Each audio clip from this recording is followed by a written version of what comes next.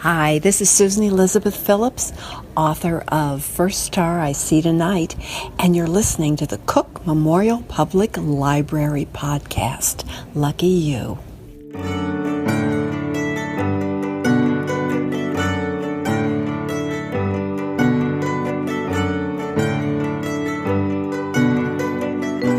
Hello and welcome to the Cook Memorial Public Library podcast. I'm your host, Nate Goss.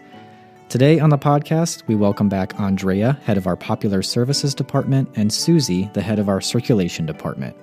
Both are here today to recommend a book they just can't stop talking about. The book is a memoir that just came out last month, and while of course staff here love reading, this kind of compulsion to keep talking about one book doesn't actually happen all that often. So that's why we thought it would be a good idea to take that conversation and share it with you, our podcast listeners. So why don't we jump right now to a conversation we recorded earlier with Susie and Andrea talking about this book.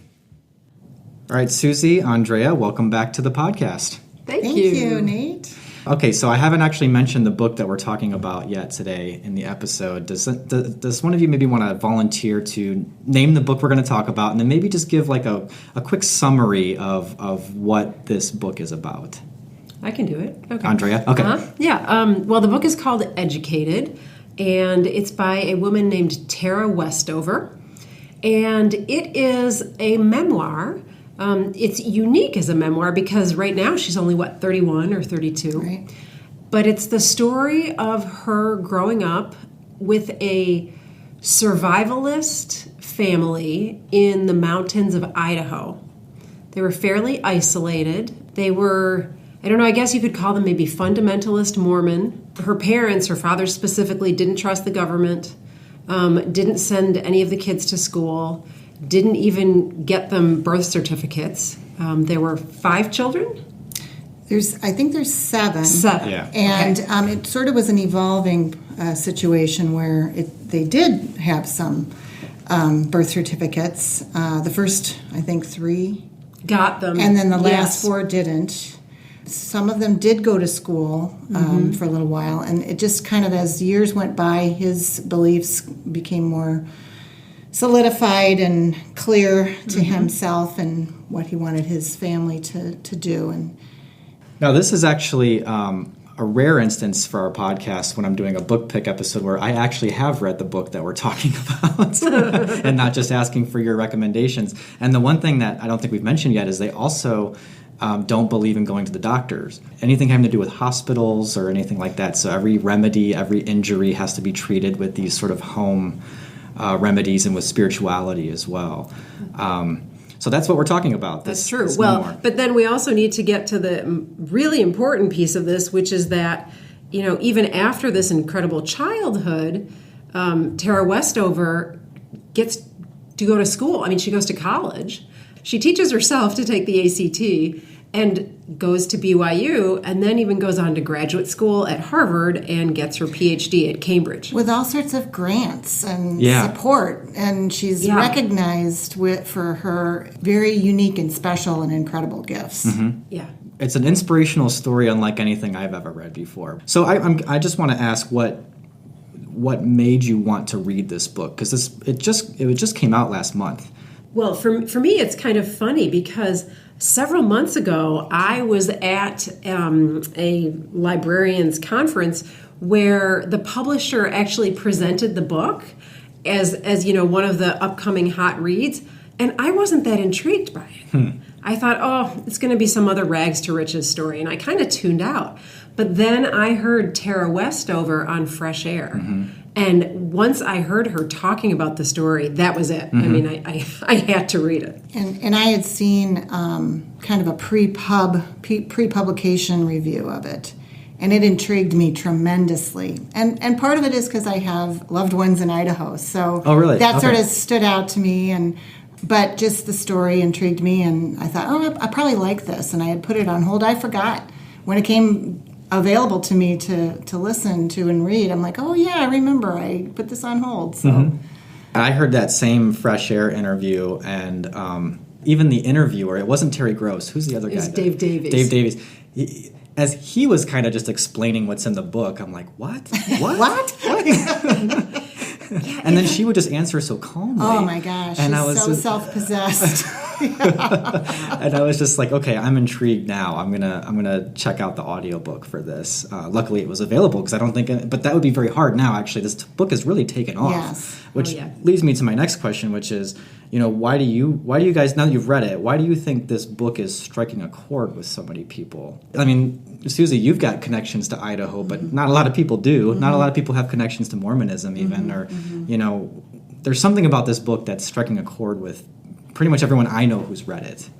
I had a really personal reaction to this story. I mean, as it was going along. First of all, from the first page, she describes the mountain. She talks about her first memory of the mountain. I think she's about 7 or something.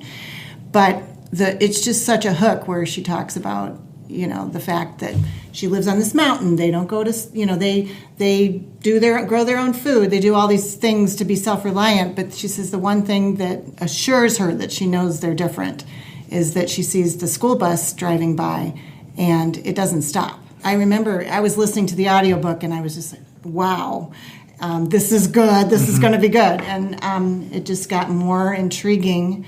The writing is beautiful, so that's very compelling. Something that I think is very interesting is that she never condemns her family. A lot of the process of what she seems to be trying to do in this story is to say her point of view. This is how I experienced it. And that was a huge evolution for her because at the time, she was often told, no, this isn't what really happened, or this isn't what you're experiencing. So for her to get to that point where she could say, this is what I remember, this is what happened to me, this is how I felt. And so by the end of the story, getting to Cambridge was so empowering. So it's almost like you were latching onto that, what you see in the book of her kind of taking ownership over her own life. Yes. Well, I think one of the reasons this book resonates is it's really timely right now because of the Me Too movement, because of Time's Up, and all of the things about women kind of asserting themselves, not necessarily finding their voices. We have voices, but being confident enough to express themselves. I feel like her story fits into that so well because she was raised being told that her place was going to be in the home, raising a family.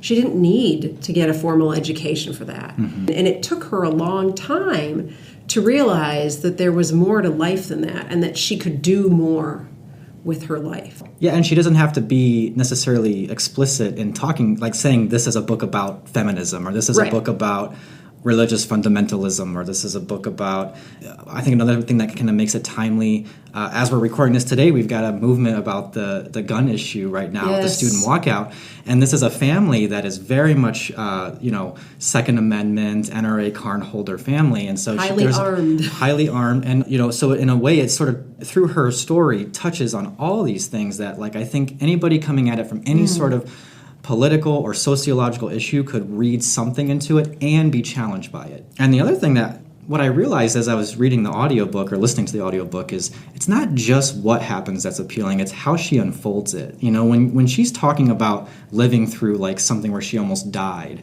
which actually happens multiple times in this book, she writes it in a way that's almost like you're reading a thriller, like she's very descriptive in like how she was able to get out of that situation or building the tension or questioning like what's this person thinking right now, and it actually maybe isn't exactly what they're thinking. And so she's just a very gifted writer, I think, in that way. Oh, she is. And what amazed me about this is that, before this book, she had never written any narrative. I mean, she, according to her, she had, of course, written lots of, papers and essays and her dissertation and all of that, but she had never tried her hand at something like this before. So she was just gobbling up other writers' works to try to learn how to do it. And once again, she's self-taught. That's a pattern that she achieves after a lot of trying, never gives up. The writing process or the learning how to write the way she did, she said, in her writing group, she'd bring first drafts, and they're like, "This is crap, this is terrible."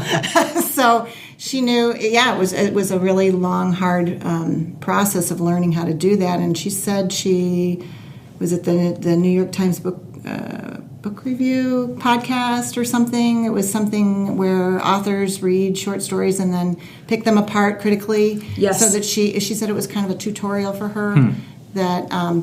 She paid attention to what they were saying, the structure and how they did that. And so then she had never heard of short stories. Even, she didn't really understand that concept. Right. Even well into her education. And then she became enthralled with short stories, and that was kind of her purpose in how she wrote the book. Yeah. She said they're like each chapter she tried to make like a short story. And they almost do stand alone. And the book itself, it's split up into like 3 parts. And I think that was a really smart thing to do, because it's like the first part is really you're getting to know this family and the way that she grew up. And it's almost like she doesn't give you even a hint of where she would go. It's almost like she wants you to be just as insulated as she was when you're reading it. And then you get to part 2, which is kind of like her awakening, when she finally does decide to leave. And that's almost like a fish out of water story. And I think that's where I think people could relate to that too, because it's, in a way, it's like we've all been there. We've all been in a room where we feel like there's stuff we should know that we don't know, and we're trying to just get by and figure out like what should we tell people we don't know, and what should we tell people, like, what should we be honest about, and what should we kind of hold back about what we don't know. And then you got part 3, which is more about the actual what she has to do about this crisis now, this disparity between her new world and the world she grew up in. I don't know about you guys. I found myself getting emotional in this book. I don't know if you guys had that experience at all. Very emotional, very attached. She's compassionate. She's open-minded about her father and the way they're all living still. And I think there's still a yearning to reconcile eventually. I mean, I think that was something that she wanted to do, and why she was staying sometimes, and she'd tell her friends, I can handle this. Well, I want to fix it. I think I can still fix it. In 20 years, we may see part 2 of this book, or maybe 10 years. If not that far away. Yeah. It's hard to say. For me, the book was a page turner. I mean, and I couldn't put it down, and I think that was because I was just rooting so much for her. With every page in the book, I was cheering her on, and then with every betrayal, I just thought, how is she going to get up again? But she does. She is the most resilient, strong person, and and she does get that from her parents. That's what she would say. That's what she has said. It comes straight from her mother and father. Her father especially, who simply refused to die even when he was critically injured. I love that. I love the layers to every single member of the family, because there is no doubt that there is legitimate abuse in some ways going on in this family. We don't need to spoil about how that happens or whatever, but even from the people who are inflicting that, there is a layer to them, or there's like a sense of like, but that person is still a member of my family, and I still have this memory of them, which was real and which was very joyful. And and you don't always get that, even from people who write memoirs. They kind of, there's something so reflective about her writing that is a real credit to what she's doing, but also takes some guts, because I could see a lot of backlash in saying, well, how can you even think anything good about some of the people in this book? But she doesn't tidy it up that way. You can't read this book and demonize anyone, even though there are definitely evil things that happen here. Well, and she doesn't demonize them at all. She's not condemning. She's giving her testimony. Yeah. This is my testimony to what happened in my life and what I think about it. One last thing, I want us to kind of put our readers' advisory caps on, and maybe some people are listening to this just because they want to hear someone else talk about the book, and now they're looking for something else to read. So do either of you have some recommendations of where someone could go from here? I know this has been compared a lot to The Glass Castle, but I've never read that book, so I don't really know how good the comparison is. I think it's a very good comparison, because that story is the author's memoir of growing up in extreme poverty in Appalachia.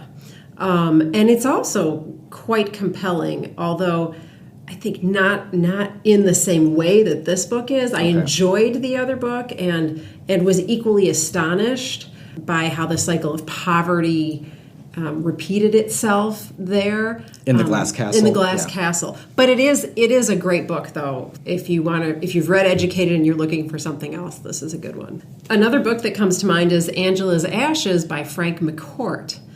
It's a different setting. It's an immigrant story. It's the story of his life with his family coming over to New York from Ireland. Mm-hmm.